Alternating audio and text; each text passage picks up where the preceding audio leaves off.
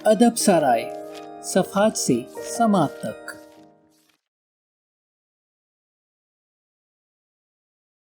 اب تک کے ساتھ اور تعاون کا شکریہ، مزید تعاون کے منتظر۔ ادب سرائے، صرف ایک چیز، پارٹ 3، حصہ اول، جھوٹ جو گمراہ کرتے اور بھٹکاتے ہیں۔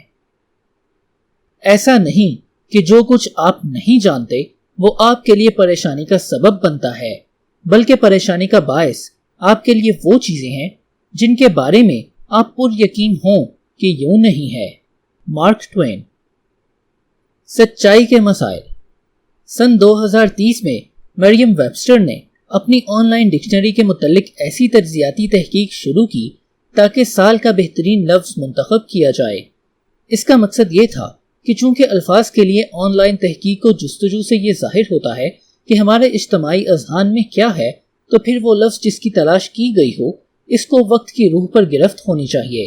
عراق پر حملے کے وقت یوں معلوم ہوتا تھا کہ ہر شخص یہ جاننے کا خواہاں ہے کہ جمہوریت کے حقیقی معنی کیا ہیں۔ اگلے سال بلاگ، جس کے ذریعے بات چیت اور گفتگو کا ایک نیا اظہاریہ وجود میں آیا، فہرست میں اولین درجے پر تھا، لیکن بہرحال 2005 کے سیاسی سکینڈلز کے بعد انٹیگریٹی نے سرچ میں پہلا مقام حاصل کیا، اور پھر 2006 میں مریم ویبسٹر نے ایک نیا لائحہ عمل اختیار کیا۔ ویب سائٹ کے مشاہدے کا امیدوار نامزدگی کر سکتے اور بعد ازاں سال کا بہترین لفظ کے لیے اپنی رائے کا اظہار کر سکتے تھے۔ آپ یہ کہہ سکتے تھے کہ یہ ایک آزمائش تھی جس کا رد عمل بھی درکار تھا، یا پھر آپ اسے خدمات کی فروخت کے لیے ایک اچھی حکمت عملی بھی کہہ سکتے ہیں۔ جیتنے والے نے، جس نے ایک کے مقابلے میں 5 ووٹوں سے کامیابی حاصل کی، لفظ سچائی کا انتخاب کیا، جس کے متعلق مزاحیہ فنکار سٹیفن کولبرٹ نے اپنے مزاحیہ پروگرام دی کولبرٹ رپورٹ کے آغاز میں کہا کہ ایک ایسی سچائی جو کتابوں سے نہیں احساس سے آتی ہے۔ 24 گھنٹے خبروں، ریڈیو کے بلند آہنگ بحثوں مباحثوں، ایڈیٹرز کے بغیر بلاگز پر مشتمل اطلاعاتی دور میں سچائی ہر قسم کے واقعاتی، حادثاتی اور حتیٰ کہ دانستہ جھوٹوں پر بھی مشتمل ہوتی ہے، جو محض اتنے سچ معلوم ہوتے ہیں کہ ہم انہیں سچ کے طور پر قبول کر لیں۔ مسئلہ محض یہ ہے کہ ہم ایک ایسی نظریے، حکمت عملی یا کسی ایک چیز پر اس وقت بھی عمل درآمد کرنے کے لیے بلا توقف تیار ہو جاتے ہیں جبکہ ہمیں یہ علم ہوتا ہے کہ ہمیں اس ضمن میں کچھ نہیں کرنا چاہیے، اور اس کا نتیجہ یہ برآمد ہوتا ہے کہ واحد حکمت عملی، واحد چیز کو اپنانا مشکل ہو جاتا ہے، کیونکہ ہم بدقسمتی سے کئی ایک دوسری چیزوں میں الجھ جاتے ہیں، اور اکثر اوقات یہ دوسری چیزیں ہماری سوچ کو خلط ملط کر دینے کے علاوہ ہمیں غلط کام کرنے پر مجبور کر دیتی ہیں، جس کے باعث ہم اپنی کامیابی کا راستہ بھول جاتے ہیں۔ بلا شبہ زندگی اس قدر مختصر ہے کہ ہمارے لیے ممکن نہیں کہ ہم افسانوں، اوہام اور خیالی تصورات کے پیچھے بھاگتے پھریں، اور پھر یہ زندگی اس قدر قیمتی بھی ہے کہ ہمارے لیے ممکن نہیں کہ ہم صرف اپنی خوش قسمتی پر ہی انحصار کریں۔ در حقیقت ہم جن اصلی اور حقیقی حل کی تلاش میں ہوتے ہیں وہ ہماری نظروں کے سامنے کہیں پوشیدہ ہوتے ہیں، اور بدقسمتی کا عالم یہ ہے کہ یہ عام طور پر ناقابل یقین حالات کے بھور کے علاوہ عقل سلیم کے سیلاب بالا میں ہمیں نظر نہیں آتے، جو محض حماقت میں تبدیل ہو جاتی ہے۔ کیا آپ نے اپنے باس سے کبھی ابلتے ہوئے پانی میں مینڈک ڈالنے کی کہاوت سنی ہے؟ گرم پانی میں جیسے ہی آپ مینڈک ڈالیں گے یہ اچھل کر واپس آ جائے گا، لیکن اگر آپ نیم گرم پانی میں مینڈک ڈالیں اور آہستہ آہستہ درجہ حرارت میں اضافہ کریں، یہ ابلتے ہوئے پانی کی تپش کی تاب نہ لا کر ہلاک ہو جائے گا، لیکن اچھل کر باہر نہیں آئے گا۔ یہ ایک جھوٹ ہے، ایک بہت ہی سچا دکھائی دیتا جھوٹ، لیکن بہرحال یہ ایک جھوٹ ہے۔ کیا آپ کو کسی نے یہ بتایا مچھلی کی بو سر میں زیادہ ہوتی ہے؟ یہ سچ نہیں، یہ کہانی مشتبہ ہے۔ کیا آپ نے کبھی سنا کہ کس طرح مبہم جو کو کونس نے اپنے آدمیوں میں حوصلہ اور ہمت پیدا کرنے کی خاطر امریکہ پہنچنے پر اپنے جہاز نظر آتش کر دیے؟ یہ سچائی نہیں، ایک اور جھوٹ۔ گھوڑے پر نہیں بلکہ جوکی پر شرط لگائیں۔ عرصہ دراز سے یہ مقولہ استعمال ہوتا آ رہا ہے کہ کمپنی کی قیادت پر بھروسہ کریں، تاہم ایک ممکنہ حکمت عملی کے طور پر یہ کہاوت آپ کو ایک مفلس شخص میں بدل دے گی اور آپ کو حیرانی میں مبتلا کر دے گی کہ آخر کس طرح یہ ایک کہاوت بنی۔ وقت گزرنے کے ساتھ افسانے، اوہام اور الجھنیں یوں غائب ہو جاتی ہیں کہ بالآخر یہ افسانے، اوہام اور الجھنیں آپ کو تکلیف اور نقصان دہ محسوس نہیں ہوتی اور وہ آپ کو سچ جیسی دکھائی دینے لگتی ہیں۔ پھر ہم ان کی بنیاد پر اہم فیصلے کرنے کا آغاز کرتے ہیں۔ اپنی کامیابی کی حکمت عملی تیار کرتے ہوئے ہمیں یہ مشکل پیش آتی ہے کہ مینڈکوں، مچھلیوں، مہم جوؤں اور جوکیوں کی کہانیوں کے عین مطابق کامیابی کے بھی اپنے جھوٹ ہوتے ہیں۔ میرے پاس کرنے کو بہت سے کام ہیں، میں بیک وقت کئی امور کے ذریعے زیادہ سے زیادہ کام کروں گا۔ مجھے زیادہ سے زیادہ نظم و ضبط کا پابند ہونا چاہیے۔ مجھے جب چاہوں اور جیسا چاہوں کرنے کے قابل ہونا چاہیے۔ مجھے اپنی زندگی میں زیادہ سے زیادہ توازن درکار ہے۔ شاید مجھے اس قدر بڑا خواب نہیں دیکھنا چاہیے۔ ان تصورات کو اکثر دہرائیں اور وہ کامیابی کے متعلق وہ 6 جھوٹ بن جائیں گے جو ہمیں واحد حکمت عملی، واحد چیز سے بھٹکا دیتے ہیں۔ آپ اور آپ کی کامیابی میں 6 حائل جھوٹ۔ نمبر 1، ہر چیز یکساں اہمیت کی حامل ہے۔ نمبر 2، بیک وقت ایک سے زیادہ کام کرنا۔ نمبر 3، نظم و ضبط پر مبنی زندگی۔ نمبر 4، قوت ارادی سے مراد یہ ہے کہ اپنا کام خود کریں۔ نمبر 5، ایک متوازن زندگی۔ نمبر 6، بڑی کامیابی بری ہے۔ یہ 6 جھوٹ وہ نظریات ہیں جو ہمارے ذہن پر مسلط ہو جاتے ہیں اور ایسے عملی اصول بن جاتے ہیں جو ہمیں کامیابی کے راستے سے بھٹکا دیتے ہیں۔ شاہراہیں جو آخر میں پک ڈنڈیوں میں تبدیل ہو جاتی ہیں۔ نقلی سونا جو ہمیں ماں کی ممتا سے دور لے جاتا ہے۔ اگر ہم اپنی صلاحیتوں کو زیادہ سے زیادہ نکھار پیدا کرنا چاہتے ہیں تو پھر ہمیں یہ امر یقینی بنانا ہوگا کہ یہ جھوٹ ہم سے دور رہیں۔ ہر چیز یکساں اہمیت کی حامل ہے۔ وہ چیزیں جو انتہائی اہمیت کی حامل ہیں کبھی بھی ان چیزوں کے رحم و کرم پر نہیں ہونی چاہیے جن کی اہمیت کم ہوتی ہے۔ گوئٹے۔ برابری اور مساوات ایک ایسا قابل قدر نظریہ ہے جس کے لیے ہر انسان انصاف اور انسانی حقوق کے نام پر سرگرداں ہوتا ہے۔ تاہم نتائج کی حقیقی دنیا میں چیزیں کبھی بھی یکساں اہمیت کی حامل نہیں ہوتی۔ اس امر سے قطع نظر کہ ایک استاد 2 طلبہ کو کیسے ایک ہی اہمیت دیتا ہے، وہ طلبہ کبھی بھی باہم برابر نہیں ہو سکتے، قطع نظر اس کے کہ 2 افسران باہم برابر ہونے کی کس قدر کوشش کرتے ہیں، ان کے طرز عمل ایک جیسے نہیں ہو سکتے، قطع نظر اس کے کہ افراد کس قدر باصلاحیت ہیں، 2 باصلاحیت افراد کبھی بھی باہم برابر نہیں ہو سکتے۔ ایک ڈائم 10 سینٹ کے برابر ہوتا ہے۔ لوگوں کے درمیان بھی قطعی مصنفانہ رویہ اپنانا چاہیے، لیکن کامیابی کی دنیا میں ہر چیز یکساں اہمیت کی حامل نہیں۔ برابری، مساوات جھوٹ ہے۔ اس بات کا ادراک تمام بڑے فیصلوں کی بنیاد ہے۔ لہٰذا آپ کس طرح فیصلہ کرتے ہیں جب ایک دن میں آپ کے پاس بہت سے کام کرنے کو ہوں؟ آپ کیسے فیصلہ کرتے ہیں کہ کس کام کو ترجیح دی جائے؟ بچوں کی حیثیت سے ہم اکثر وہی کام سر انجام دیتے تھے جب انہیں وقت مقرر پر انجام دینے کی ضرورت محسوس ہوتی۔ یہ ناشتے کا وقت ہے، یہ اسکول جانے کا وقت ہے، یہ اسکول کا کام کرنے کا وقت ہے، یہ گھر کے کام کاج کرنے کا وقت ہے، یہ سونے کا، یہ غسل کرنے کا وقت ہے۔ تب جب ہم کچھ بڑے ہوتے ہیں تو پھر ہم پر بعض پابندیاں عائد کر دی جاتی ہیں۔ رات کے کھانے سے پہلے تم باہر جا کر کھیل اور اسکول کا کام کر سکتے ہو۔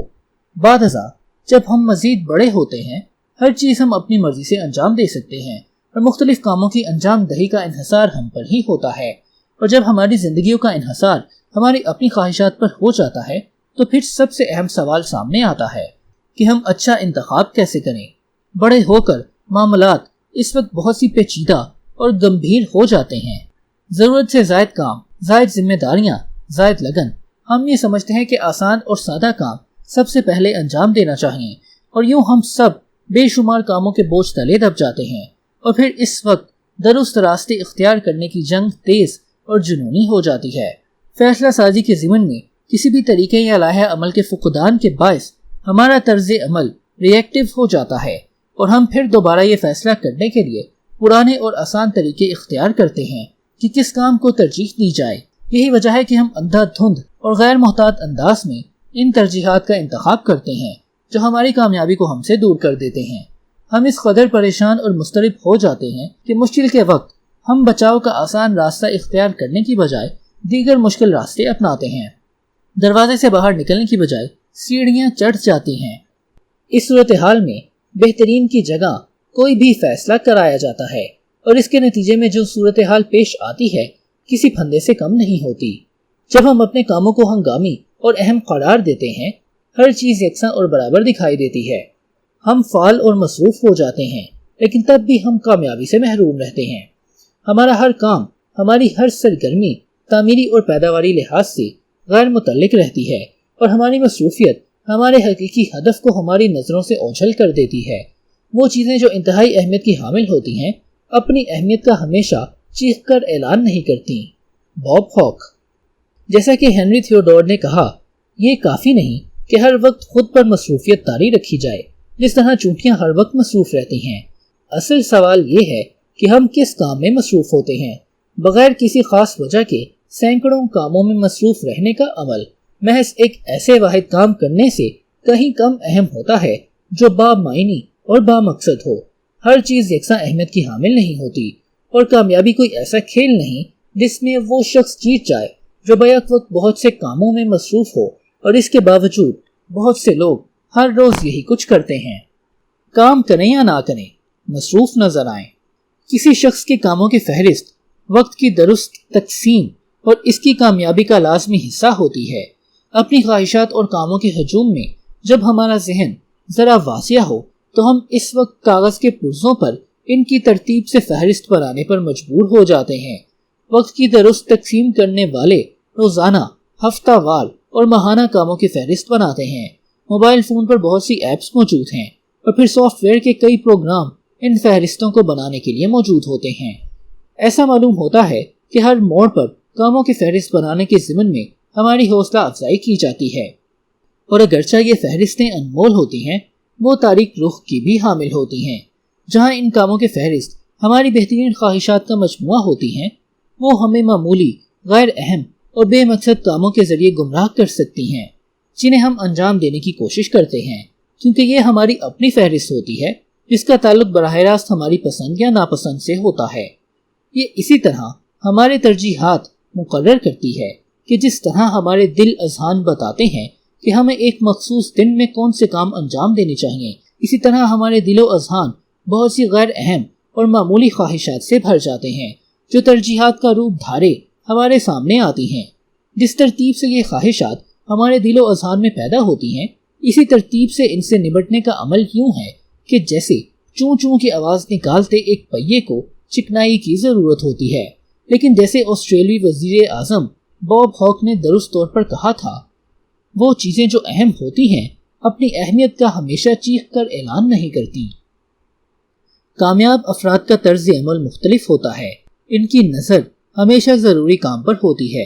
وہ یہ فیصلہ کرنے میں مناسب وقت صرف کرتے ہیں کہ ان کے لیے کون سے امور انتہائی اہم ہیں، اور بعد ازاں وہ دستیاب وقت میں ان امور کی انجام دہی کے لیے سرگرداں ہو جاتے ہیں۔ کامیاب لوگ اپنی اولین ترجیحات کو عملی جامہ پہنانے کے لیے تیز رفتار قدم اٹھاتے ہیں، جبکہ ابھی دوسرے لوگ منصوبہ بندی میں ہی مصروف ہوتے ہیں اور اپنے منصوبے ملتوی کرتے ہیں، شاید لامحدود مدت کے لیے ملتوی کرتے ہیں۔ فرق ارادے اور خواہش میں نہیں، بلکہ فرق درست طریقہ اور طرز عمل اپنانے میں ہے۔ کامیاب لوگ ہمیشہ درست ترجیح کے ساتھ کام کرتے ہیں۔